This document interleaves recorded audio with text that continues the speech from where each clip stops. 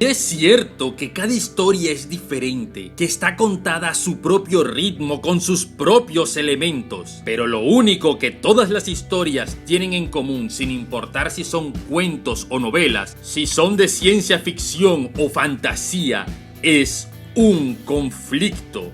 Y es lo primero que debes pensar cuando quieres escribir una historia, o mejor dicho, la historia es el conflicto. Es lo que genera el drama, lo que saca a los personajes de su zona de confort, lo que los obliga a tomar decisiones importantes, lo que tiene la salsa, el sabor, la chicha, la sal que resalta todos los demás elementos, el delicioso jugo que los lectores vienen buscando. Hola a todos, soy Mohamed Dávila y en este canal hablamos de escritura en todos sus aspectos. Y hoy analizaremos aquello que realmente importa en una obra, lo que marca el destino de nuestros personajes, lo que conduce la historia y realmente dispara los eventos, aquello que marca el inicio y el final de una obra. Hoy hablamos del nudo del segundo acto, del problema.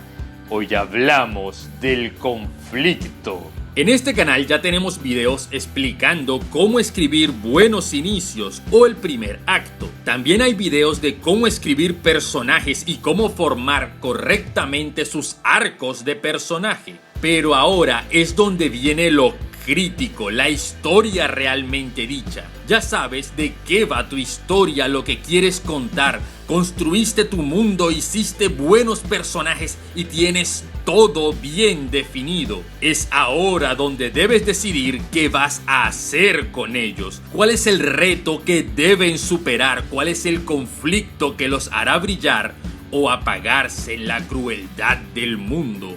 Me pasa muy seguido que cuando reviso textos de novatos, encuentro que sus historias, aparte de ser una proyección de los deseos de su vida y una clara autoinserción, no tienen un conflicto claro o de base no tienen. Las historias necesitan un conflicto, los personajes están en su día a día y de repente algo sucede que cambia todo, algo que los obliga a moverse en pos de la acción, ya sea por decisión propia o por obligación, pero algo debe ocurrir, ya que el conflicto es lo que desencadena la historia. Walter White era solo un profesor promedio hasta que ¡pum! Cáncer. Y desde ahí inicia la historia. Romeo era un chico rutinario que conquistaba chicas por ahí hasta que ¡pum! Se enamora de una Capuleto. Frodo iba siempre de chill hasta que ¡pum! La responsabilidad del anillo aparece. Imaginemos lo siguiente, tenemos un personaje increíble, una rana humanoide que es un veterano de las guerras galácticas contra el imperio de las moscas y que aún lo persiguen sus traumas de la guerra en que fue el único sobreviviente de su escuadrón. Y la historia que tenemos es: la veterana rana tenía hambre y sueño,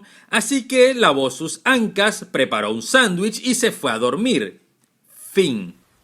¿Qué rayos es eso? A esto no podremos llamarlo historia, ni siquiera anécdota. Para que sea realmente una historia debe tener un conflicto, un problema a resolver, algo, lo que sea. Si no, todo lo demás se desperdicia, se desborona sin importar cuán bueno lo hayas formado. Debes llevar a tus personajes a situaciones donde puedan dar lo mejor o lo peor de sí mismos para que toda esa construcción se pueda ver de forma natural y sobre todo obligarlos a tomar decisiones difíciles, que es lo que al final de cuentas los define como personajes, sus decisiones. Te invito a que con esta premisa de la Rana Galáctica plantees un conflicto en los comentarios, no más de 70 palabras. Solo el conflicto, no una historia completa, que esto no es Wattpad. Y si hay muchas ideas buenas, las podemos sacar en un video. En ocasiones, el conflicto aparece desde las primeras páginas. Otros escritores prefieren tomarse su tiempo para presentar el mundo y sus personajes y luego introducir el conflicto principal. Cada escritor tiene tiene su propia forma de narrar, pero si demoras demasiado en introducir el conflicto, la historia se siente larga y aburrida y se siente que no avanza. Es la típica historia que lees páginas y páginas y cuando te preguntan ¿has leído mucho? ¿De qué va esta historia? Solo respondes nada. En esta historia no pasa nada. Hay que aclarar que el conflicto no es necesariamente salvar el mundo o detener la invasión extraterrestre o derrotar al malvado villano. Esos son conflictos, sí, pero también pueden ser más mortales, mundanos, cotidianos, como un cuento donde el chico visita por primera vez la casa de sus suegros y tapa el baño o no hay papel. Aquí hay una historia. Que tengas que comprar el trago para una fiesta con una identificación falsa, que te quedes náufrago en un bote, que tu esposa esté internada en un hospital extranjero donde no conoces el idioma, que tu novia encuentre tu celular desbloqueado, que te muerda una serpiente a kilómetros del hospital más cercano. Todos esos también son muy buenos conflictos. Incluso el conflicto puede desencadenarse a partir de una premisa que puede verse como algo bueno. Ejemplo, el chico que la protagonista siempre amó en silencio de repente la invita a salir. Esta premisa, aunque parece buena, nos desencadenaría un montón de situaciones fuera de lo común para nuestro personaje. Entonces el conflicto puede ser tener que actuar como a él le gusta o ser ella misma arriesgándose a perder su oportunidad. Este conflicto, aunque es muy personal, permitirá que su arco de desarrollo se ejecute correctamente. Tanto si escoge cambiar sus gustos por el chico como si decide ser ella misma y olvidarse de él para siempre. Muchos escritores no tienen pensado el final del arco de sus personajes cuando comienzan a escribir su historia. Dejan que las motivaciones y la escritura automática dirija sus acciones. Es algo muy común y está muy bien, sobre todo en obras muy extensas de publicación periódica, como mangas, telenovelas, series de larga duración o incluso fanzines, donde muchos de los grandes escritores del siglo pasado surgieron. Pero a pesar de que no tengan claro el final de la historia, los escritores siempre deben tener muy claro cuál es el conflicto que conducirá su trama, o estarán dando vueltas en un montón de ideas que no van a ningún lado. Y es muy probable que ustedes se hayan topado con historias así. El conflicto más interesante no es el más exagerado o grandilocuente, sino la que lleva a tus personajes a tomar decisiones más críticas, porque al final estos no evolucionarán correctamente sin tomar decisiones. Y puede que sea por nuestro morbo, pero entre más difícil sea para el personaje tomar una decisión, más nos agrada. Bueno, en realidad es porque al verlos tomar decisiones en momentos tan complicados y en estado límite, podemos entrar en su psique, verlos mejor como personajes y verlos brillar. Además que así también podemos empatizar mucho mejor con ellos siempre y cuando estén bien escritos. Porque sí, ver un personaje dar espadazos a diestra y siniestra puede ser muy divertido, pero realmente es importante ver sus arcos de personaje.